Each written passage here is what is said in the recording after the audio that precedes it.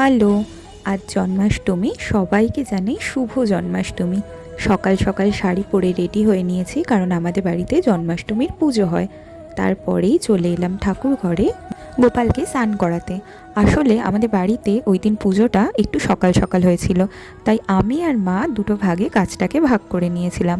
আমি ঠাকুর ঘরের সমস্ত কাজ সারছিলাম, আর মা ছিল মেন দায়িত্বে, মানে ভোগের দায়িত্বে। আসলে আমি ওই দিকে একেবারে অষ্টরম্ভা, তো তাই আর কি রিস্ক নিতে চাইনি, তাই মাকেই ওই ডিপার্টমেন্টটা দিয়ে দিয়েছিলাম। এই যে আমি একে একে গোপালকে দুধ, মাখন, গঙ্গা জল দিয়ে ভালো করে স্নান করিয়ে নিলাম।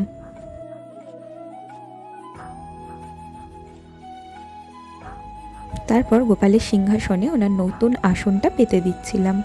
জানো, আমাদের গপু কিন্তু মোটেও ছোট বাচ্চাটি না, ওনার বয়স প্রায় 15 বছর। এই যে গোপু সোনার সমস্ত সাজগোজ সুন্দরভাবে সাজিয়ে নিয়েছি, আর এই দেখো মিনিটের মধ্যে উনিও সুন্দর করে সেজে উঠেছেন। তারপর ওনার হাতে ওনার বাঁশিটা দিয়ে দিলাম, আর দেখো কি মিষ্টি লাগছে না গপুকে দেখতে। আমি তো একটু আদর করে দিলাম। তারপরেই নিচে এসে দেখলাম মায়ের সমস্ত রান্না কমপ্লিট। আসলে এই মহিলার হাতে না জাদু আছে। তো আমি সমস্ত কিছু সুন্দরভাবে গুছিয়ে নিয়ে ঠাকুর ঘরে একে একে সাজিয়ে রাখলাম। ওই দিন ভোগে কিন্তু অনেক কিছু রান্না করেছিল মা, তোমরা একটু পজ করে দেখে নিও।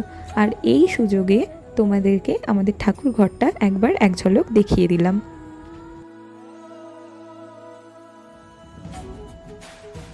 ঠাকুরমশাই আসতে দেরি করছিল বলে আমি ওখানে বসে কিছুক্ষণ কেত মারছিলাম। আসলে এই পুজোর দিনগুলোতে ঠাকুরমশাইদের ডিমান্ড এতটাই বেড়ে যায়, সেটা আর বলার নয়। ভাবছি একটা পার্সোনাল ঠাকুরমশাই রাখবো, কেমন হবে বলো তো ব্যাপারটা? আচ্ছা, জোকস অ্যাপার্ট। তারপর ঠাকুরমশাই এসে এই যে পুজো করছিলেন, তখন আরতি হচ্ছিল। আমি একটা ছোট্ট ক্লিপ নিয়ে রেখেছিলাম। এই যে আরতির শেষে এই আরতির তাপ মাথায় নিয়ে, গঙ্গা জল মাথায় নিয়ে পুজো আপাতত শেষ হলো। তারপর পুজো শেষে গোপুর একটা ছোট্ট ক্লিপ নিয়ে রেখেছিলাম, কারণ ওকে দেখতে আমার খুব মিষ্টি লাগছিল।